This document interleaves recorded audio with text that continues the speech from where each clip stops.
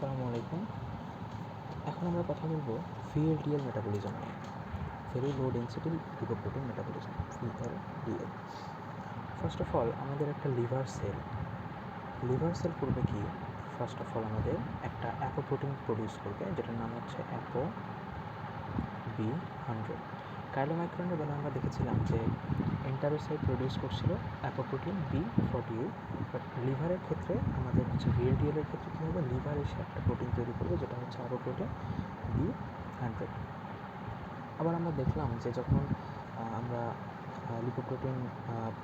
যখন কাইলোমাইক্রো মেটাবলিজম পড়েছিলাম তখন আমরা দেখছিলাম যে আমাদের যে ডায়েটারি যেই কোলেস্টেরল, এস্টার, টিজি, তারপর ফসফোলিপিড, কোলেস্টেরল সবাই কিন্তু লিভারে এসে কাইলোমাইক্রন রেমনেটের মাধ্যমে এসে ক্লিয়ার হচ্ছিল।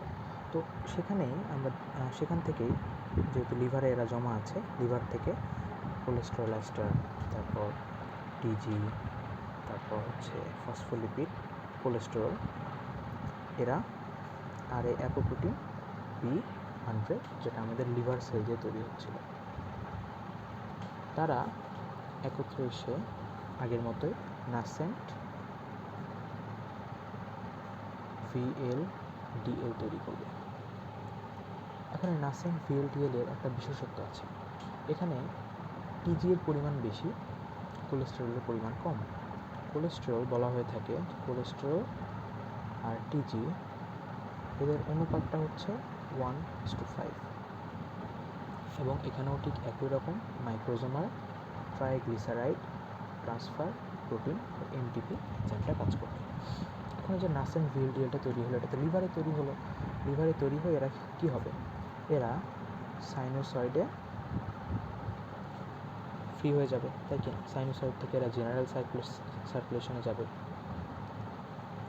আচ্ছা, সার্কুলেশনে যাওয়ার পরে এরা একটা কাজ করবে, সেটা হচ্ছে তারা HDL থেকে আগের মতোই দুইটা অ্যাপোপ্রোটিন নেবে, একটা হচ্ছে অ্যাপোপ্রোটিন E, একটা অ্যাপোপ্রোটিন C2 নিয়ে তারা ম্যাচিউরড হবে। আগে ছিল নাসেন্ট, তারা এখন ম্যাচিউরড হবে। তো আমি লিখি, এটা হচ্ছে ম্যাচিউরড VLDL, যেখানে ভিতরে অ্যাপোপ্রোটিন C2 আর এটার সারফেসে থাকলো কি অ্যাপোপ্রোটিন E। এখন আমরা জানি যে VLDL আর LDL এরা হচ্ছে ব্যাড কোলেস্টেরল। এদের উদ্দেশ্যই হচ্ছে লিভার থেকে কোলেস্টেরল বা কোলেস্টেরল এস্টার, যেগুলো যারা হচ্ছে অ্যাথেরোজেনিক পদার্থ, তাদেরকে পেরিফেরাল টিস্যুতে নিয়ে যাবে। তাহলে এদের প্ল্যানই হচ্ছে এরা কোলেস্টেরল এস্টারটাকে বা কোলেস্টেরলকে এদের মধ্যে করে নিয়ে লিভার থেকে পেরিফেরাল টিস্যুতে যাবে। তো এরা করবে কি, HDL থেকে কোলেস্টেরল এস্টার যত বেশি নেওয়া যায় নেবে, আর ওদেরকে THG দিয়ে দেবে। এবং এটা কিসের মাধ্যমে হবে? কোলেস্টেরল এস্টার ট্রান্সফার প্রোটিন নামে একটা এনজাইমের মাধ্যমে। ঠিক আছে, এখন আমরা দেখছি যে তার মানে হচ্ছে আমাদের VLDLটা ছিল, VLDLটা ধীরে ধীরে এরা হচ্ছে ধীরে ধীরে THG মুক্ত হতে যাচ্ছে। এরা হচ্ছে কোলেস্টেরল এস্টার বেশি বেশি নিতে যাচ্ছে। কারণ আমরা একটা জিনিস একটু জেনে রাখা ভালো, যে যেই লিপোপ্রোটিনে কোলেস্টেরল এস্টার যত বেশি, তার ডেনসিটি তত বেশি, আর যার THG যত বেশি, তার আকৃতি বা হচ্ছে সাইজ তত বড়, বাট ডেনসিটি কম। তো এরা হচ্ছে ভেরি লো ডেনসিটি লিপোপ্রোটিন। এরা চাইবে আমরা একটু ডেনসিটি বাড়াই, আমরা লিভার থেকে বের হয়ে এসে আমরা একটু ডেনসিটি বাড়াই, আমরা একটু লো ডেনসিটি লিপোপ্রোটিনে কনভার্ট হই। তো এরা এই জন্য কোলেস্টেরল এস্টার নেবে আর THG ছেড়ে দিবে। তো THG কিছু দিলে হচ্ছে HDL-এ, কিছু THG তো থেকে যাবে, তাই না? সেটাকে এখন আমরা দেখব যে সে লিপোপ্রোটিন লাইপেজের দ্বারা হাইড্রোলাইসিস করবে। কীভাবে? THG আগের মতোই লিপোপ্রোটিন লাইপেজ কোএনজাইম হিসেবে কাজ করবে protein C2 fatty acid, glycerol produced হবে। গায়ে কিন্তু লেগে আছে অ্যাপো ই। এখন যেহেতু অ্যাপো সি2 এর কাজ শেষ, সো অ্যাপো সি2 কী হবে, আমরা দেখব যে এইচডিএলকে ব্যাক দিয়ে দেবে, এইচডিএলকে অ্যাপো সি2 ব্যাক দিয়ে দেবে। আর এই যে ফ্যাটি অ্যাসিড গ্লিসারল, এটা হচ্ছে যে টিস্যুতে দরকার, পেরিফেরাল বিভিন্ন টিস্যুতে দরকার, সেখানে ছেড়ে দিল।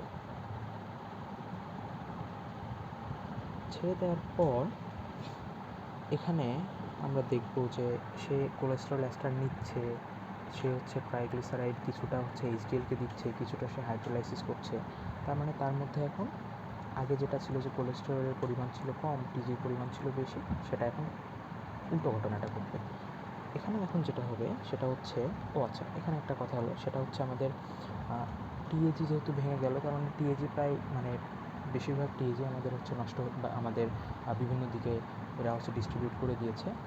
সো এরা এখন আর ভিএলডিএল নাই, এরা এখন ভিএলডিএলের রেমনেন্ট হয়ে গেছে। সো আমরা এটাকে বলবো ভিএলডিএল রেমনেন্ট, বা এটা আরেকটা নাম হচ্ছে ইন্টারমিডিয়েট ডেন্সিটি লিপোপ্রোটিন। এটা বিশেষত্ব কী, এখানে কোলেস্টেরল আর টিজির যেই অনুপাতটা আগে ছিল 1:5, সেটা এখন 1:1 চলে আসছে, ঠিক আছে। সো এটা হচ্ছে এখন আইডিয়াল। এখন এই আইডিয়ালের গায়ে বা ভিএলডিএল আর এর গায়ে কিন্তু অ্যাপোপ্রোটিন ই এখন লেগেই আছে। আচ্ছা এখন হচ্ছে অ্যাপো সি2 সে দিয়ে দিয়েছিল। এখন এই অ্যাপো ই বা অ্যাপোপ্রোটিন ই, এটার কাজ কী, এটা হচ্ছে রিকগনাইজ করতে হেল্প করবে the liver cells that this one is ideal, এবং রিকগনাইজ করে কী হবে, এটা এন্ডোসাইটোসিস হবে ইনসাইড দ্য লিভার সেল। তো আমরা এটা লিখবো এখানে যে রিকগনাইজ বা রিকগনিশন বাই লিভার সেল। এখন যেহেতু অ্যাপো ই এর কাজ ছিল, এটা হচ্ছে একটা রিসেপ্টর হিসেবে কাজ করে, বা একটা এলডিএল রিসেপ্টরকে স্টিমুলেট করে সে হচ্ছে ভিএলডিএল আর বা আইডিএলকে চেনাতে সাহায্য করবে। তো চেনানোর কাজ যখন শেষ হয়ে গেছে, তখন সে কী করবে, তখন সে এইচডিএলে ফেরত চলে যাবে। অ্যাপো ই। এখন এই যে বাকি যে আইডিএলটা থাকলো বা ভিএলডিএল আর আইডিএল আমি দেখি, এই আইডিএলটার 50% এরা লিভারে যাবে যে মেটাবোলাইজড হবে, আর বাকি যে 50%